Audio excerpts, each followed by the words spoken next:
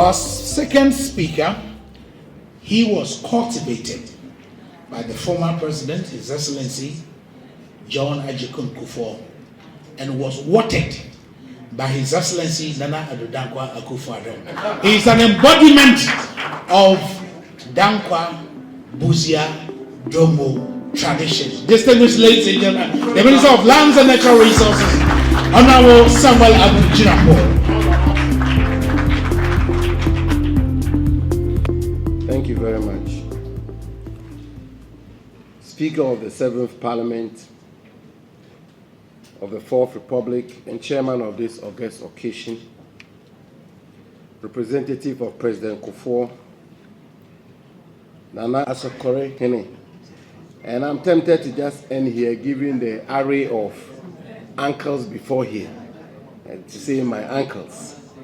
But protocol requires that I go through it. Honorable Minister of Environment, Science, Technology and Innovation, Deputy Minister of Lands and Natural Resources, and MP for Achuma Owebeja North, my dependable deputy, my senior fellow, former Minister for Energy and Presidential hopeful for the New Patriotic Party, Honorable Bediako, former chairman of my party, distinguished statesman of my party, Professor Amir Kunfi, my brother, the Member of Parliament for Okaikwe Central, Executive Director of the Busia Institute for Rural and Democratic Development, leadership and fellow members of the great New Patriotic Party, our revered traditional leaders, my lords, clergymen and women, fellow students of Achimota School, distinguished guests, ladies and gentlemen, I want to begin by thanking in a special way the Busia Institute for Rural and Democratic Governance, led by its Executive Director, Mr. Anania J., for organizing this symposium to celebrate the life of one of the greatest leaders of our country, Dr. Kofi Abrifa Busia, and for the opportunity to speak on the theme, quote, the relevance of Busia's ideas to our contemporary society, end quote. Undoubtedly, when we honor our past leaders, it is important to link their works and ideologies to the contemporary world and to see how we can build on these ideas to improve our society. And that is why I find today's theme very apt and consequential. Indeed, in his own words, Dr. Busia, at his investiture as Prime Minister of Ghana on 1st October 1969, had this to say, and I quote, when the hand of Providence makes us participants in great and historic events, we find ourselves too close to them or too engrossed in them to realize their full significance. It is only given to those who, in the hindsight of history, can see such events in a larger perspective to appraise them fully, end quote. These words were true in 1969 when they were said. They are true today and will remain true forever. Those of us who have come several years after his death, with the benefit of hindsight, are realizing in great detail the relevance of his ideas, vision, and works. Chairperson, history teaches us that great leaders are those who groom younger ones, and such was Busia's greatness, that he had the courage and foresight to appoint the then 31-year-old John Agyekum Kufuor as Deputy Minister for Foreign Affairs in 1969. It might not have been a popular decision at the time, but as we can all testify, our country has become the greatest beneficiary of that decision.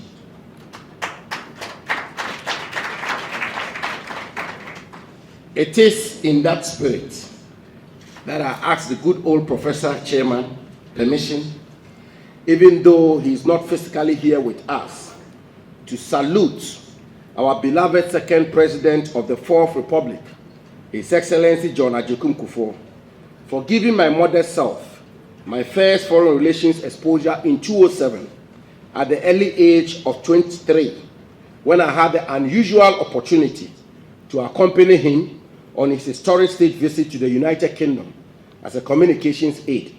where I had the rare opportunity of appearing on various media shows in the UK.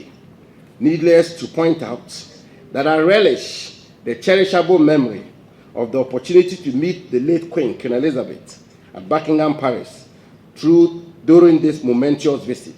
My deepest gratitude goes to President Kufuor, and I should say vicariously to Dr. Busia. Some 10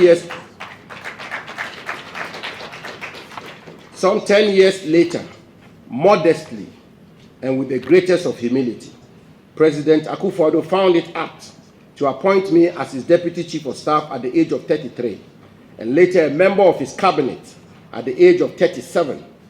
So, ladies and gentlemen, I should be right to submit that Busia is great, Kufuor is great, and Akufo-Addo is great. Perhaps, let me put it differently. MPP leaders, when given the opportunity, tend to look into the future and are great. I am indeed very proud to be a member of this noble tradition of ours. Chairperson, now back to Dr. Busia. There are several examples of the importance of Dr. Busia's ideas to our world today. It certainly will not take a day to discuss their relevance to our body politic and other areas of our national and global lives. Tonight, I choose to focus my remarks on his plantation development ideas and policies. I do this not only because I'm the Minister for Lands and Natural Resources, with oversight responsibility over plantation development, but also because the world has come to the realization that trees and forests, often referred to as, quote, the lungs of the world, end quote, hold the key to one of the existential challenges of our time, climate change. The last two conferences of the parties of the United Nations Framework Convention on Climate Change, held in Glasgow, Scotland, and Sharm el-Sheikh in Egypt, have all emphasized the need to invest in nature-based solutions to climate change, with the adoption of the Glasgow Leadership Declaration on Forest and Land Use, and the establishment of the Forest and Climate Leadership Partnership to halt and reverse forest loss by 2030. But as far back as 1970, the far-sighted Dr. Busia had embarked on plantation development under his government's Rural Development Program. And to promote this plantation development, Dr. Busia focused on the renowned premium tropical timber, known in the scientific world as Tectona grandis, but commonly referred to as teak. The objectives of the program, among others, ladies and gentlemen, were to create employment, protect the environment, and foreign exchange by way of lumber for export, and provide fodder for livestock. Apart from these, Dr. Busia had anticipated that transporting electricity cables on wooden poles will be cheaper and better than concrete ones, and teak will be a very critical tool to this electrification program. At the time, this might have sounded too far a vision to realize, since teak takes about 10 years to mature. Today, millions of our people are enjoying the fruits of Busia's foresight in using teak to transmit electricity.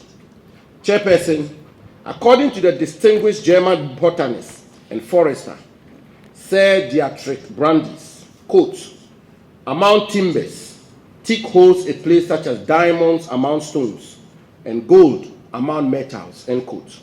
Yet, even though this tree species was introduced in our country in 1905, it was not until 1970, under the outstanding leadership of Dr. Busia, that we started embarking on large-scale teak plantation development.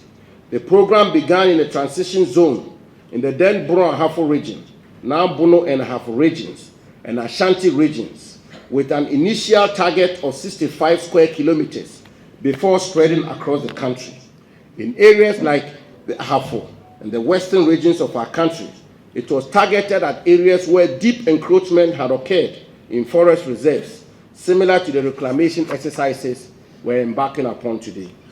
Due to the importance of this program, to Dr. Busia, substantial budgetary allocation was made in support of it, and the then Forestry Department, now Forestry Commission, employed nearly 5,000 people to undertake plantation development across the country.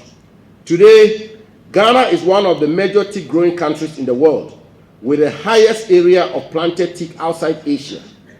Teak became the major means of transmitting electricity across the country, aside other uses such as ship decking, construction of railway carriages, door and window frames, paneling and furniture. Our nation owes a huge debt of gratitude to Dr. Kofi Busia for his far-sightedness, which has brought us this far.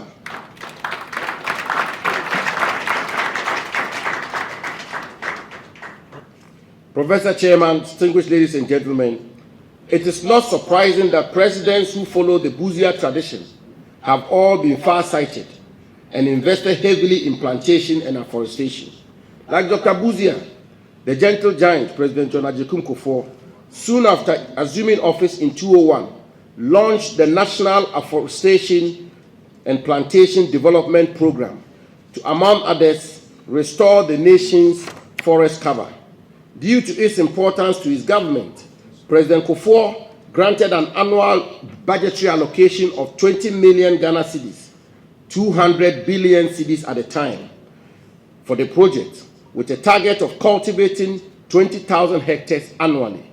This program was very successful under President Kufuor's tenure. Indeed, President Kufuor's commitment to plantations was also demonstrated in the swiftness with which he facilitated amendments to the Forest Plantation Development Fund Act 2000, Act 583 in 2002, to enable plantation growers, both in the public and private sectors, participate in forest plantation.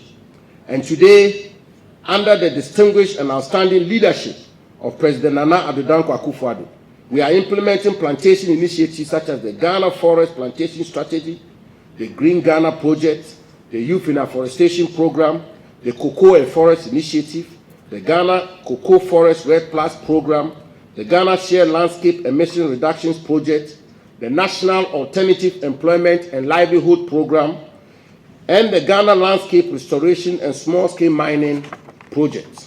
Clearly, most of the great things that have happened to our country happened under leaders born from the Dankwa Busia Dombo tradition, the noblest political tradition in Ghanaian history. Chairperson, ladies and gentlemen, Ghana continues to benefit from the plantation seeds sold by Dr. Kofi Busia. Apart from their domestic usage, today, teak is the most exported timber species from Ghana, both in terms of volume and value. Last year, for instance, teak constituted, in terms of volume and value, 58% by volume and 49% by value of all the 42 timber species and wood products exported from our country. The seed sold by Dr. Busia some 53 years ago has become a major contributor to our national economy. As I have said, what distinguishes great leaders from others is their foresight, planning, ability to take decisions, and implement policies that have lasting impact on future generations. As the saying goes, and I quote, "A society grows great when old men plant trees in whose shade they shall never sit." End quote.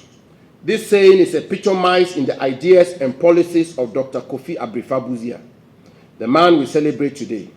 And we, followers of his tradition, continue to pursue this path through policies such as the National Health Insurance Scheme, the School Feeding Program, the Livelihood Empowerment Against Poverty, LEAP, the Free Compulsory Universal Basic Education, FKIP, the National Identification Program, the National Digitalization Agenda, and the almighty Free Senior High School Policy, among others. On this special day, ladies and gentlemen, the greatest gift we can dedicate to the memory of Dr. Busia is to demonstrate our commitment to the green society he yearned for earnestly through good stewardship, the preservation of our environment, and planting of trees.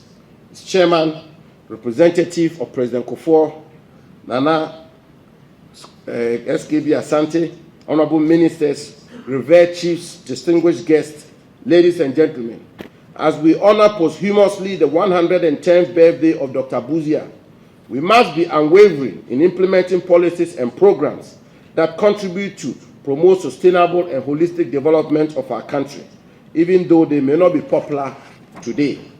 Ours is a private sector driven, even ingraining our nation, and thus let us be united in building a prosperous Ghana while honoring our sacred duty to put in place the building blocks for the Ghana we desire, which aligns with the vision of that colossus of our history, Dr. Kofi Busia.